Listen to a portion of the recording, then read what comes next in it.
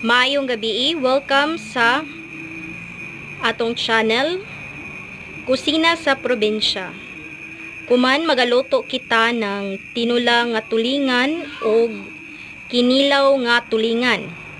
Mao ni atong mga sangkap: isda nga tulingan, malunggay para sa atong tinula, tanglad, sibuyas, herbs, asin, bitsin, luya, bombay.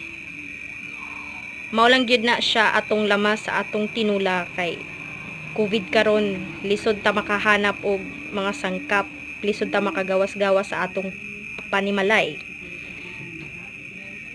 Okay, sa atong kinilaw pod, mao ni siya atong hiniwa nga tulingan para sa atong kinilaw. With pipino na siya. Then ang atong unang buhaton is magpakulo lang sa taog tubig para sa atong tinula.